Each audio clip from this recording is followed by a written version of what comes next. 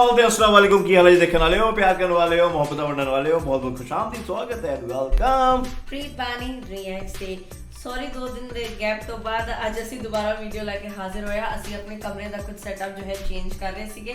ਖੈਰ ਅੱਜ ਦੀ ਜਿਹੜੀ ਸਾਡੀ ਵੀਡੀਓ ਹੈਗੀ, ਵੀਡੀਓ ਹੈ Imran Khan rises again in Pakistan, why Jahangir Tareen left politics and resign from ਆਈਪੀ। ਬਿਕਾਜ਼ ਹੁਣ ਅਸੀਂ ਦੇਖਣਾ ਚਾਹ ਰਹੇ ਕਿ ਪਾਕਿਸਤਾਨ ਦੇ ਵਿੱਚ ਜਿਹੜਾ 8 ਫਰਵਰੀ ਨੂੰ ਵੋਟਾਂ ਹੋਣੀ ਸੀਗੀ, ਉਸ ਤੋਂ ਬਾਅਦ ਅਸੀਂ ਵੀਡੀਓਜ਼ ਨਹੀਂ ਬਣਾਈਆਂ, ਰਾਈਟ। ਉਸ ਤੋਂ ਬਾਅਦ ਸਾਡੀ ਵੀਡੀਓਜ਼ ਰਹਿ ਗਈਆਂ, ਉਸ ਤੋਂ ਬਾਅਦ ਫੋਲੋ ਵੀ ਨਹੀਂ ਹੋ ਸਕਿਆ ਕੀ ਚੱਲ ਰਿਹਾ ਕੀ ਨਹੀਂ ਚੱਲ ਰਿਹਾ। ਖੈਰ ਵੀਡੀਓ ਵਿੱਚ ਪਤਾ ਲੱਗ ਜਾਏਗਾ ਕਿ ਕੌਣ ਕਿਹਦੇ ਹਿਸਾਬ ਨਾਲ ਅੱਗੇ ਚੱਲ ਰਿਹਾ ਹੈ, ਕੀ ਮਾਹੌਲ ਚੱਲ ਰਿਹਾ, ਕਿਉਂਕਿ ਸਾਨੂੰ ਅਜੇ ਕੁਝ ਨਹੀਂ ਪਤਾ ਕਿ ਕੌਣ ਜਿੱਤਣ ਵਾਲਾ ਕੌਣ ਨਹੀਂ, ਤੇ ਕੌਣ ਜਹਾਂਗੀਰ ਤਰੀਨ ਸਾਹਿਬ ਨੇ ਤੇ ਉਹਨਾਂ ਨੇ ਕਿਉਂ ਰਿਜ਼ਾਈਨ ਕੀਤਾ ਹੈ ਤੇ ਕਿਹਨੂੰ ਇਹਦੇ ਨਾਲ ਸਪੋਰਟ ਮਿਲੇਗੀ।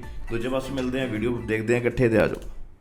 बिस्मिल्लाहिर्रहमानिर्रहीम, अस्सलाम वालेकुम। पाकिस्तान और दुनिया भर में देखने और सुनने वालों को अब्दुल कादिर का सलाम। मुल्क की सियासत से अब तक की सबसे बड़ी खबर जहांगीर तरीन के सियासत से मुस्ताफी होने के हवाले से है। वैसे तो और भी बहुत सारी खबरें हैं, back to back election commission, Lahore high court, Adiala jail और फिर पीटीआई के ऑफिस से, वो सारी खबरें सीरीज में आपको बताता हूँ कि क्या हो रहा है बैक एंड पे। लेकिन आज की 2 बड़ी खबरें, जहांगीर तरीन का सियासत से मुस्ताफी हो जाना, IPP यानी इस्तेहकाम पाकिस्तान पार्टी की रुकनियत भी उन्होंने छोड़ दी, और दूसरी तरफ खबरें ये आ रही हैं कि अब नवाज शरीफ वजीर आजम नहीं बनेंगे। जहांगीर तरीन ने जो आज़ाद उम्मीदवारों से राब्ते शुरू कर दिए थे, वो सारे राब्ते अब यहीं पर ख़त्म कर दिए हैं, और एक ऐसे नोट पर उन्होंने अपनी सियासत ख़त्म कर दी या सियासत ख़त्म करने का ऐलान किया जब वो इमरान खान के 2 उम्मीदवारों से इंतखाबात हार गए। एक तरफ आमिर डोगर जिसने बहुत बड़े मार्जिन से जहांगीर तरीन को शिकस्त दी, और दूसरी तरफ एक ऐसा उम्मीदवार जिसको एक दिन पहले नहीं पता था कि वो जहांगीर तरीन के मुकाबले में इलेक्शन लड़ने जा रहा है। ये चौथा शख्स था जो जहांगीर तरीन के मुकाबले में एक ही हल्के से आ रहा था। उससे पहले 3 उम्मीदवार फारिग कर दिए गए थे, हटा दिए गए थे मंजर आम से, और लेकिन चौथे टीयर की क़यादत ने भी मुकाबला किया। क़यादत नहीं कह सकता उसको, एक आम सा वर्कर कह देता हूँ, जिसने मुकाबला किया और जहांगीर तरीन साहब को हरा दिया। 2 नशिस्तों से हारने के बाद एक लंबी खामोशी रही, और अब वो अपनी सियासत का इख्तिताम करने का ऐलान कर चुके हैं। सबका शुक्रिया अदा किया। मैं बहुत ही बावसूख ज़राए से आपको ये बता रहा हूँ, बहुत ही कन्फर्म्ड और ऑथेंटिक ज़राए से आपको बता रहा हूँ, जो बिल्कुल उनके करीब हैं। उन्होंने बताया था कि उनका इंटरेस्ट जो है वो बिल्कुल ख़त्म हो चुका है, और वो शायद पार्टी के मामलात को आगे लेके नहीं चलना चाहते। हाँ, अलीम खान साहब उनको ज़रा पुश कर रहे हैं, और वो चाहते हैं कि नहीं हम इसको कैरी करें, लेकिन जहांगीर तरीन इलेक्शन लड़ने से पहले ही इन मामलात से काफ़ी हद तक दिल बर्दाश्ता हो चुके थे। लेकिन आखिरी मोमेंट पे जब उन्होंने ये अनाउंस कर दिया कि वो नवाज शरीफ की क़यादत में इस मुल्क को आगे बढ़ाने के लिए पुरज़्म है, और उसके बाद एक ऐसे नोट पर उनकी सियासत एंड हो रही है जब नवाज शरीफ भी वज़ीर आज़म शायद नहीं बन सकेंगे, क्योंकि आज उनकी पार्टी के अपने ही रहनुमा ने यह बता दिया है कि वो कैंडिडेट की दौड़ से अब बाहर हो चुके हैं। शहबाज शरीफ साहब अब लीड करेंगे। तो बहुत कुछ बैक एंड पे चल रहा है, लेकिन उनकी सियासत जिस नोट पे एंड हुई कि वो नवाज शरीफ की क़यादत में मुल्क को आगे बढ़ाएंगे, ये वाला एक सिलसिला, और अगर वो इस मोमेंट पे एंड करते कि इमरान खान के साथ जो कुछ हो रहा है ये गलत है या उसके मैंडेट को तस्लीम नहीं किया जा रहा, इसलिए मैं सियासत छोड़ता हूँ, ये दोनों बहुत ही डिफरेंट स्टोरीज थे। बट मुझे नहीं पता अंदर की क्या कहानी है, लेकिन ये ज़रूर मैं आपको बता सकता हूँ कि ये डिसीजन वो इलेक्शन से पहले ही करना चाह रहे थे, और अब ये डिसीजन उन्होंने अनाउंस कर दिया है। बढ़ते हैं आगे कुछ अहम खबरों की तरफ। बहुत सारी खबरें हैं आज। इंतखाबात गुजरे, अब 4 दिन पूरे हो चुके हैं, स्टिल पूरे पाकिस्तान से इमरान खान की जीत की शहादतें आने का सिलसिला अभी भी जारी है, कभी इस कोने से कभी उस कोने से, और शहादतें दे भी वो लोग रहे हैं जो उनके मुखालिफ हुआ करते थे। कट्टर मुखालिफ लोग भी उठ के कह रहे हैं कि हम नहीं जीते, इमरान खान जीता है, मैंडेट हमें नहीं मिला, इमरान खान के लोगों को मिला है।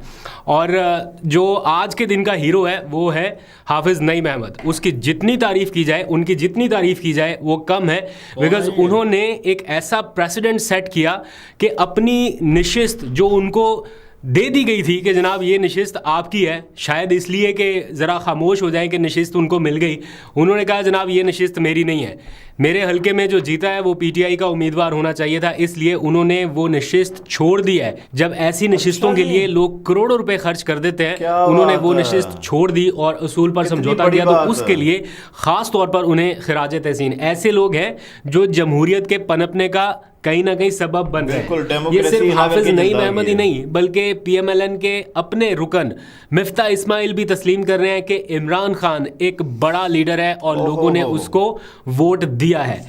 अभी मैं ट्विटर के ऊपर देख रहा था, किसी ने लिखा था कि इमरान खान को इतनी नशिस्तें दी या पीटीआई को इतनी नशिस्तें मिल गई कि बांटने वाले 3 जमातों में भी बांट चुके हैं, स्टिल पीटीआई लीड कर रही है। अभी भी पीटीआई की नशिस्तें सबसे आगे हैं। आने वाले दिनों में हो सकता है कि इसको कम करने की कोशिश की जाए, बट ऐसा मुमकिन नहीं लग रहा। और इंटरनेशनल मीडिया फिर से मैं यहाँ पे मेंशन करूंगा, बिकॉज इंटरनेशनल मीडिया इस वक्त जो दिखा रहा है वो शायद आपको नेशनल मीडिया भी ना दिखा रहा हो। नेशनल मीडिया ने ट्रांसमिशन में तो पूरा राज खोल के रख दिया कि कैसे धांधली हो रही है, और उसी का दुख और सदमा लगा हुआ है अभी मुस्लिम लीग नून को और उनके सोशल मीडिया को, कि वो किस तरह मीडिया के ऊपर एक तरह से अटैक कर रहे हैं इस वक्त के। मीडिया के अंदर बैठे हुए वो लोग जिन्होंने पीएमएलएन को या उनके नैरेटिव को या 2022 के रजीम चेंज के बाद उन्हें हद दर्जा जाके सपोर्ट किया, आज पीएमएलएन के जो ऑफिशियल अकाउंट्स है वो उन्हीं के ऊपर एक तरह से अटैक कर रहे हैं।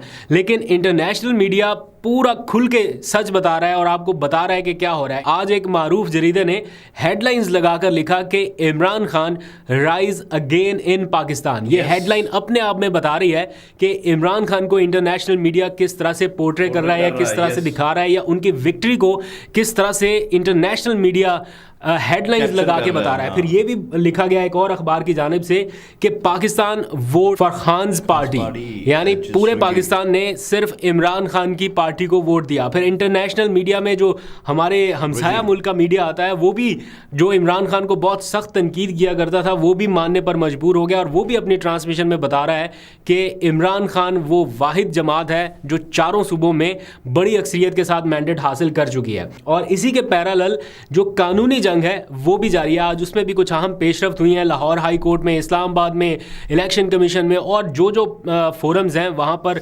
पीटीआई के लोग लगे पड़े हैं, और एक के बाद एक हल्के का नतीजा जो है वो रोका जा रहा है। जहाँ जहाँ पर पीएमएलएन के कैंडिडेट्स को जितवाया गया था वहाँ पर नताइज अब रोके जा रहे हैं। पूरा शरीफ खानदान जिनको विक्टोरियस करार दिया गया उन सब की सीटें जो है वो इस वक्त खतरे में है। अगर साफ शफाफ इसकी तहकीकात हो गई और फॉर्म 47 के मुताबिक ही इसके नताइज आए, जो कि थोड़ा सा इन हालात में मुश्किल इसलिए भी लग रहा है कि इलेक्शन कमीशन ने इस्लामाबाद के तीनों हलकों का जो रिजल्ट था वो रुकवा दिया कि नतायज जारी ना किए जाए। ये कल की बात है और आज उसके तीनों हलकों के नतायज जारी भी हो गए। ये कुछ समझ नहीं आई कि आपने नतायज रुकवाए, इधर से नतायज जारी हो गए, तो ये कौन कर रहा है और क्या सिचुएशन है इसकी। इस्लामाबाद की तीनों नशिस्तें जो हैं वो पीटीआई भारी मार्जिन से जीत चुकी है। फिर जो सबसे बड़ा मार्का था ख्वाजा आसिफ वर्सेस रेहाना डार सियालकोट में, वो तो बहुत ही ज़्यादा, मतलब वो दूसरे नंबर पर आ रहा है वो हल्का धांधली के एतबार से जो सबसे ज़्यादा डिस्कस हो रहा है। नंबर 1 पे अभी भी ओन चौधरी वर्सेस सलमान अकरम राजा का था कि वो तो लोग यकीन ही नहीं कर पा रहे थे कि ओन चौधरी साहब जो है वो कोई 2.25 लाख वोट पड़ना कोई ऐसी बात नहीं है कि कोई अनहोनी होगी। अनहोनी ये थी कि उनकी कारकर्दगी कौन सी थी जिसकी बेस पे इतनी बड़ी तादाद में लोग निकल के आए और उन्होंने वोट डाल दिया उसको।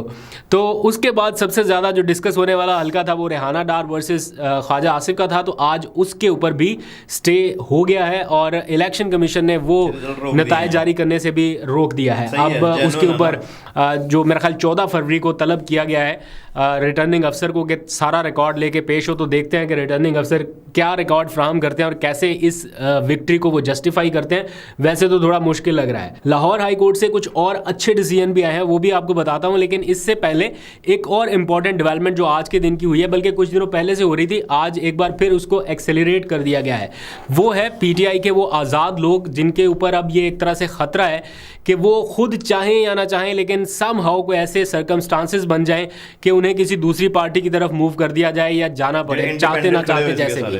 तो उसको बचाने के लिए पीटीआई ने तमाम उम्मीदवारान से हलफनामे मांगना शुरू कर दिए। आप में से बहुत सारे लोग ये कह रहे हैं कि क्यों वो दूसरी पार्टी को ज्वाइन नहीं कर रहे, क्यों दूसरी पार्टी में नहीं जा रहे। तो अभी इंतज़ार किया जा रहा है उनकी ऑफिशियल नोटिफिकेशन का, गजट नोटिफिकेशन का। जब इलेक्शन कमीशन उनकी जीत का बाज़ाब्ता नोटिफाई कर देगा उनको या नोटिफिकेशन जारी करेगा, तब उनके पास 3 दिन की मोहलत होगी और ये कैंडिडेट अपने तौर पे ज्वाइन कर भी नहीं पाएंगे, क्योंकि जब तक पार्टी इनको डायरेक्शन ना दे दे कि ये एक पार्टी है जिसके साथ आपने एफिलिएट होना है या जिस पार्टी में आपने जाना है। तो अभी पार्टी की वो गाइडलाइंस भी आना बाकी है, मुशावरत का सिलसिला भी जारी है। तो उससे बचने के लिए हलफनामे जो है वो मांग लिए गए।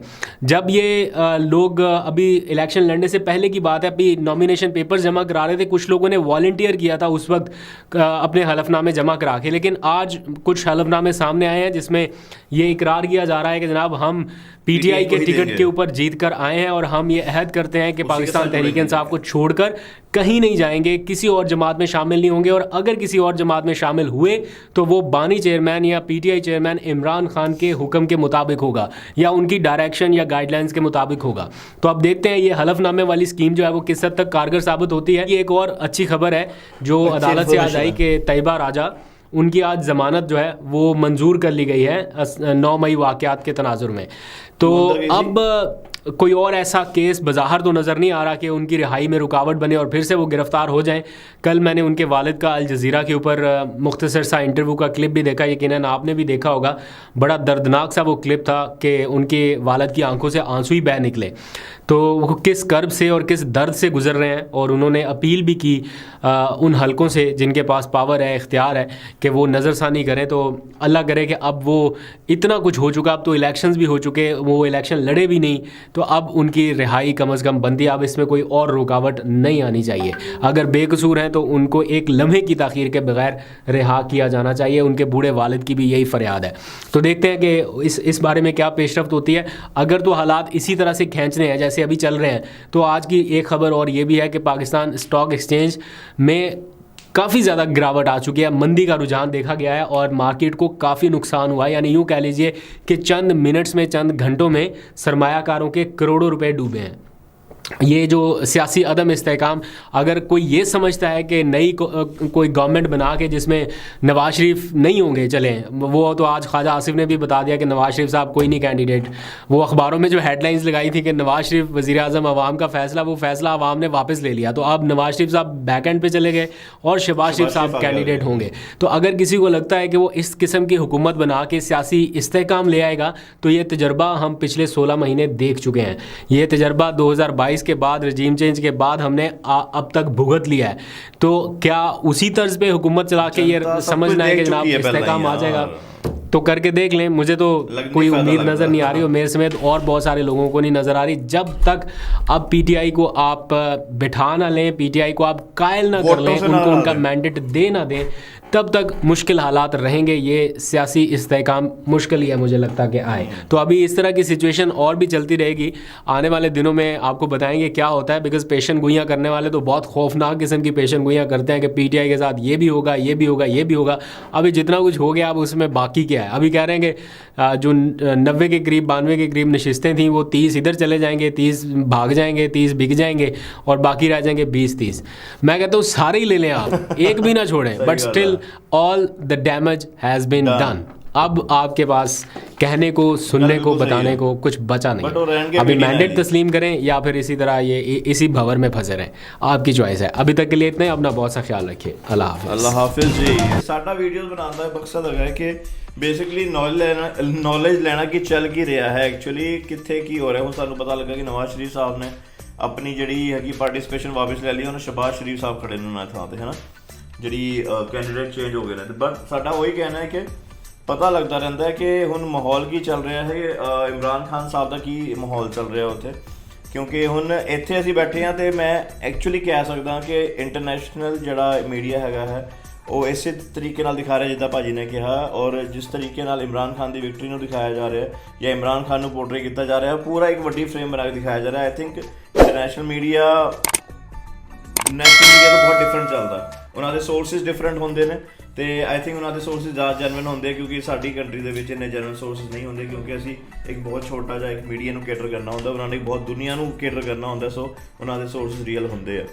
सो बाकी जिन्होंने भी हुण ये बहुत वधिया उन्होंने गल दसी कि जिथे जिथे लगा कि धांधली हुई है उत्थे उत्थे दी जगह वोट्स रोकते गए या उन्होंने रिजल्ट रोकते गए, तो उधर दोबारा काउंटिंग होएगी या दोबारा वोटिंग दोबारा की जाएगी, तो सारा चीज़ों दोबारा कवर किया जाएगा।